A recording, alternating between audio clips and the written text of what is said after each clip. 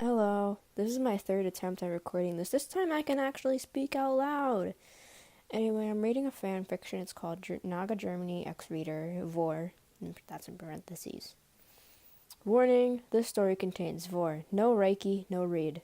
Don't give me any crap if you don't like it. If you don't have anything nice to say, move on. You were browsing your DeviantArt when your phone went off in your back pocket. You pulled it out to see who it was. It was your boyfriend, Ludwig. You answered. Hello? You spoke into the mouthpiece. Okay, so for the name, I'm gonna use Scrungus. Hallo, Scrungus. Please come to my house as soon as you possibly can. Something has happened to me, and I need you right now. Ludwig sat on the other side with panic on his voice. Luddy, what happened? You asked. I don't want to tell you over the phone. Just please, come to me, he begged. Okay, I'll be over shortly, you told him. Please hurry. You hung up and made your way to your car. As you drove to Ludwig's house, you thought of all the things that could possibly be wrong. His voice was never that panic-stricken unless something really bad happened. It took about 20 minutes to get from your house to his, and as soon as you locked your car, you hurried to his front door and knocked. Luddy, are you there? You called. It's unlocked, you heard him answer. You pushed open the door and closed it behind you. You turned to see Ludwig cowering behind his couch. You could see that his eyes were moist. Moist? Say teary. And he was quivering. Something was seriously wrong here. Ludwig, are you okay? You asked and began to walk towards him. He crouched down behind the couch, so you got on your hands and knees and crawled behind the couch to him. When you reached him, your eyes widened in amazement at what he looked like. He had a long, black snake tail that was coiled around his body, and he was peeking out from between two coils. Luddy, what happened? You asked as you scooted closer to him. He started crying and lunged at you like a bat out of hell and into your arms, knocking you backwards. You stroked his messy blonde hair while whispering calming things in his ear to ease him. How did this happen, Ludwig? You asked again. Well, I was jogging down my usual park trail, and I tripped over something onto what the hell? A weird plant that I had never seen before. I began to feel nauseous, so I came home and went to bed. When I woke up, I looked like this.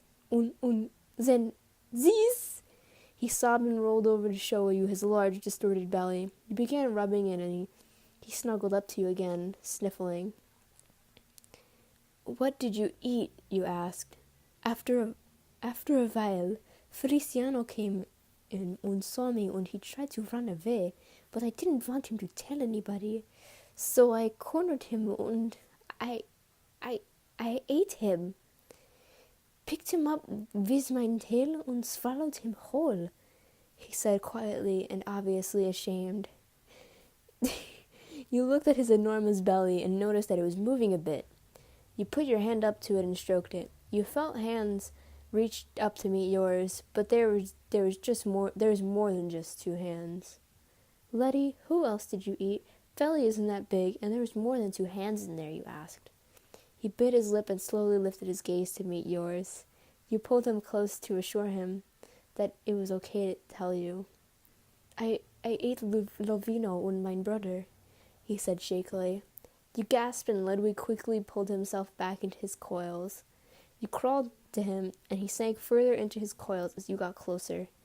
You laid a hand on his top coil, and he began to cry again. No, Luddy, don't cry. It's okay. You cooed to him and reached into his coils to pull him out.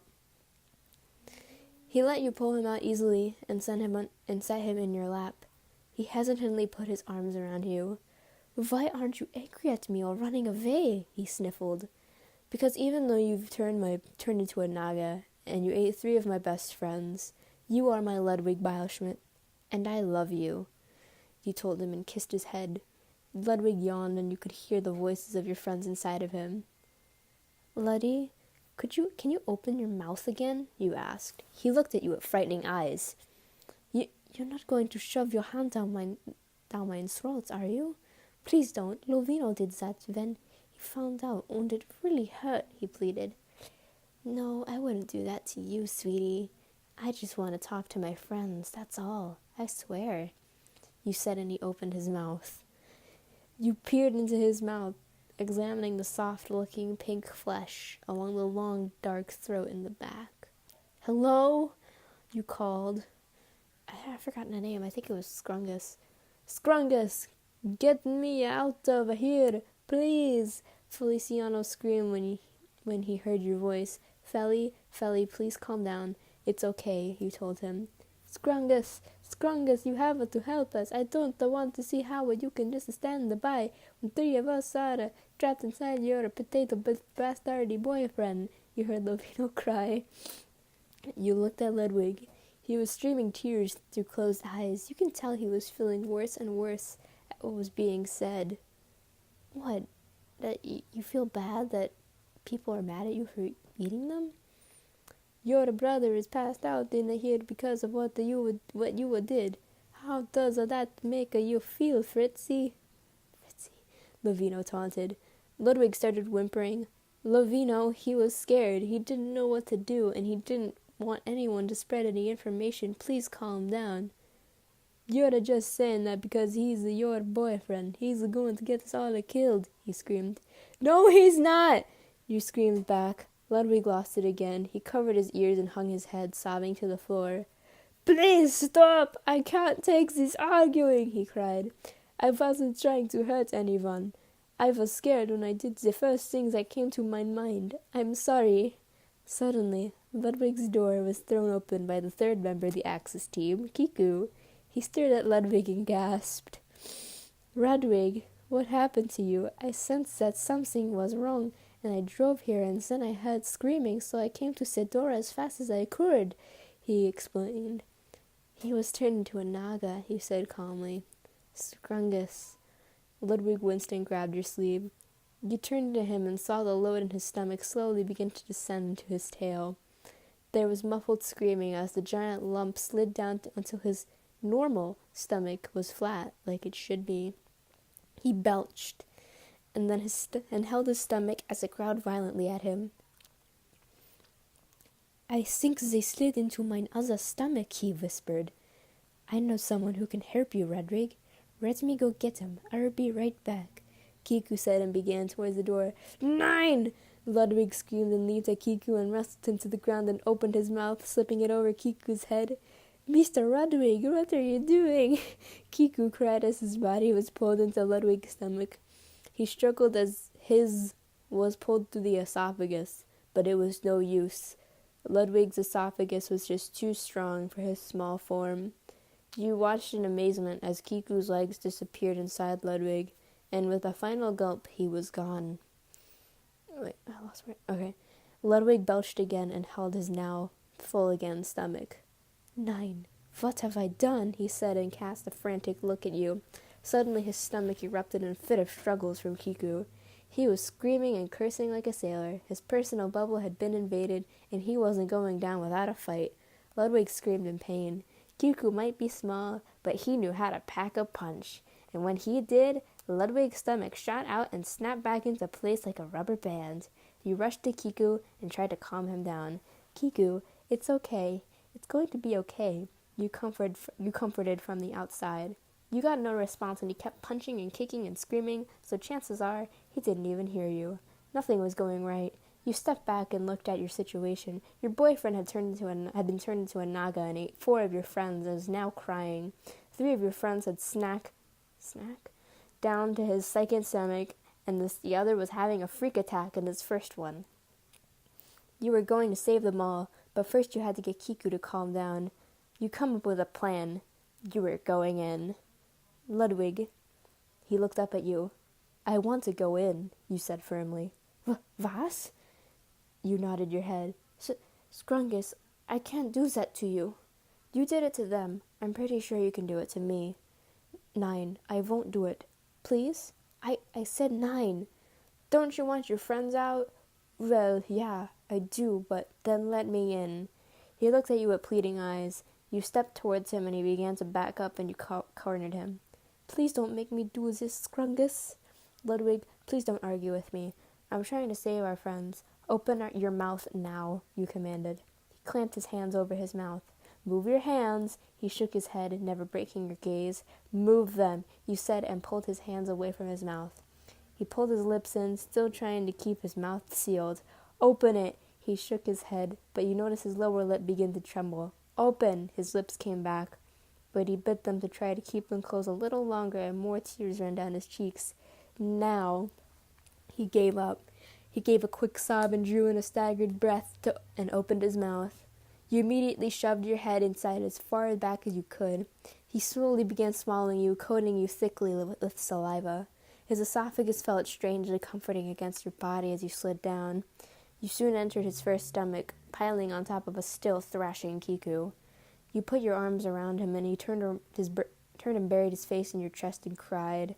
Ludwig obediently swallowed you, watching sadly as your body disappeared inside of him. He felt terrible, the feel of your body descending inside of him. Suddenly, Kiku stopped thrashing, but he didn't care. All he could think about was you. His lip began to tremble, and he started crying again. You heard Ludwig's cries and began rubbing the inside of his soft, warm, fleshy tummy. Bloody baby, it's okay, you comforted. Nein, it's not okay. You made me eat you. Do you know how hard that was for me? He yelled. Well, if you want me out, you have to throw all of us up. And if you can only throw me up, then I'll force my way back in and stay in until everyone else is out, you told him. But I don't want anyone to go and get help.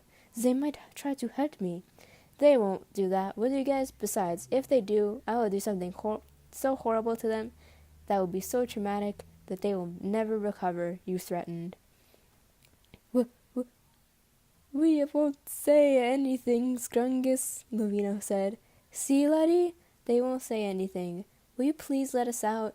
He hesitated. Then you felt the group beneath you being pushed up into his first stomach. All of you were crammed uncomfortably in one stomach, and you pushed everyone in front of you.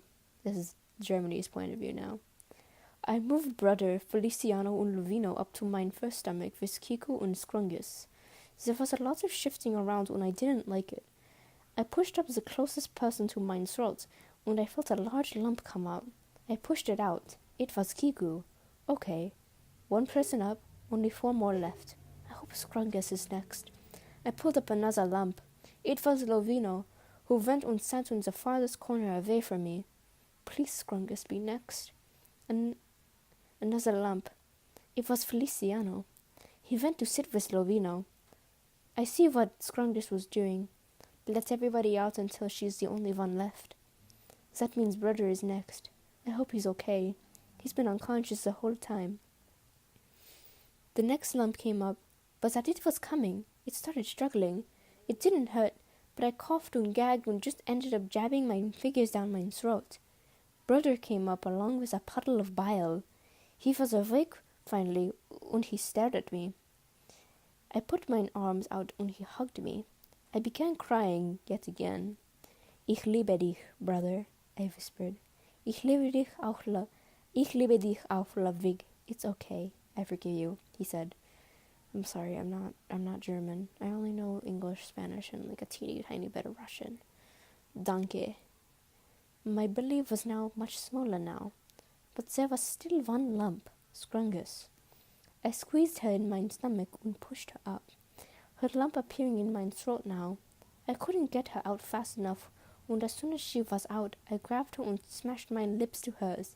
I was so relieved to have her out of me. I was immediately dominated by her lips. She was always a better kisser than me. She explored every inch of my mouth. It was heaven. We finally broke away from breast when she laid her forehead on mine. Scrungus, are you all right? I panted. She nodded and Kiku uninterrupted our moment. Would you rake me to get some help? He asked. I was about to answer when she put a finger on my mouth. Nope, not right now. I think I want him this way for a little longer, she said. Can we go home now? Lovino asked. She waved them all off, and everyone but brother left immediately. Why don't you want to be normal? I asked. Because I want to sleep inside you tonight, she answered. Needless to say, she convinced me to let her do that. It wasn't as bad as I thought it would be. I actually kinda